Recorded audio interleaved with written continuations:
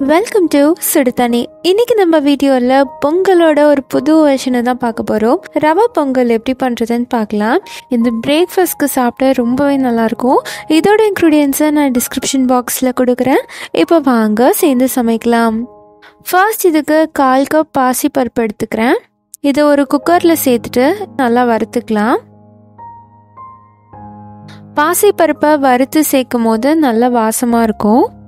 Normal வெண்பொங்கல் பண்ணும்போது கூட நம்ம பாசிப்பருப்பை வறுத்து தான் சேர்ப்போம். ஸோ அதே ப்ராசஸ் தான், அதே மாதிரி கருகாமல் வறுத்துக்கலாம். இப்போ இதை நல்லா வறுத்ததுக்கப்புறமா இதை நல்லா வாஷ் பண்ணிவிட்டு ஒரு குக்கரில் சேர்த்துக்கலாம்.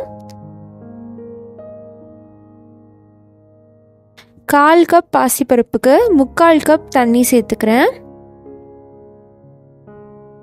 இப்போ இதை மூடி ஒரு 5-6 விசில் வேக வச்சுக்கலாம்.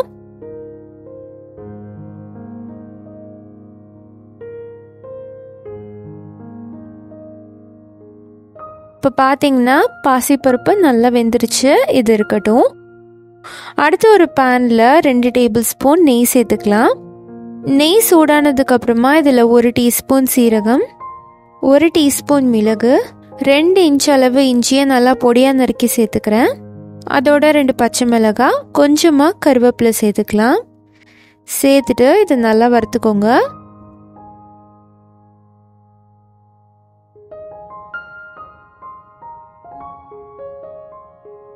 நல்லா வறுத்ததுக்கு அப்புறமா இதில் 1/2 கப் ரவை சேர்த்துக்கிறேன். சேர்த்துட்டு அதையும் இந்த நெய்யிலேயே நல்லா வறுத்துக்கலாம். ரவையை சேர்த்து நம்ம பண்ணும்போது குவான்டிட்டி அப்படியே டபுளாக நம்மளுக்கு கிடைக்கும். நார்மலான உப்புமா பண்ணாலும் அதே மாதிரி தான். அதனால் உங்கள் தேவைக்கு ஏற்ற மாதிரி நீங்கள் சேர்த்துக்கலாம்.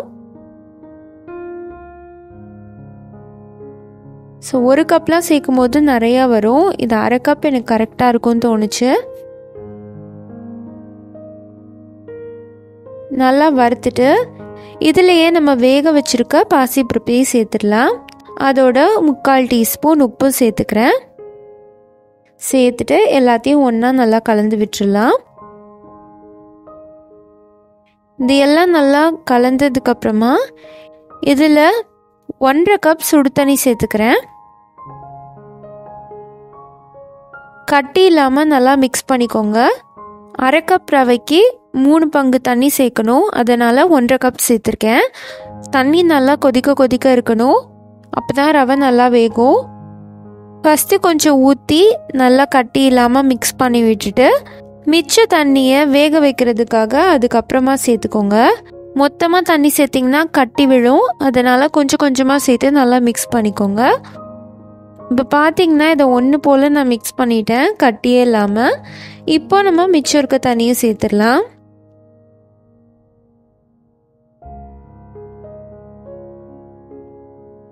சேர்த்துட்டு இதை மூடி போட்டு ஒரு 15 நிமிஷம் நம்ம வேக வச்சிடலாம்.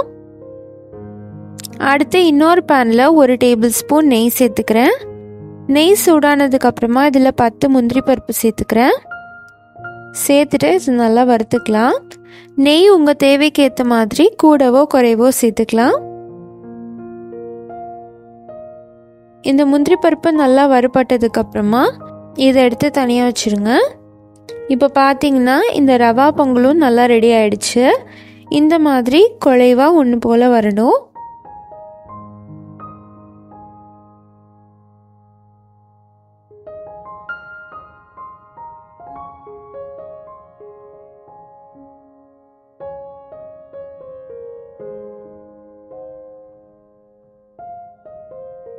நல்லா மிக்ஸ் பண்ணி விட்டுட்டு இதில் நம்ம வறுத்து வச்சுருக்க முந்திரி பருப்பை சேர்த்துடலாம். சேர்த்துட்டு நல்லா மிக்ஸ் பண்ணி விட்டுருங்க. நல்ல குழைவான ரவா பொங்கல் இப்போ சூப்பராக ரெடி ஆகிடுச்சு. இதை நார்மலான தேங்காய் சட்னி கூட வச்சு சாப்பிட்டாலுமே ரொம்பவே சூப்பராக இருக்கும். நீங்கள் சாம்பார் சட்னின்னு எது கூட வேணாலும் வச்சு சாப்பிட்லாம். ரொம்பவே அட்டகாசமாக இருக்கும். நீங்களும் இந்த ரவா பொங்கல் ரெசிபியை இதே மாதிரி ட்ரை பண்ணி பார்த்துட்டு எப்படி இருந்துச்சுன்னு சொல்லி கமெண்ட்டில் சொல்லுங்கள். இந்த வீடியோ உங்களுக்கு பிடிச்சிருந்தா லைக் பண்ணுங்கள். சுடு தண்ணி சேனலை சப்ஸ்கிரைப் பண்ணுங்கள். தேங்க்யூ.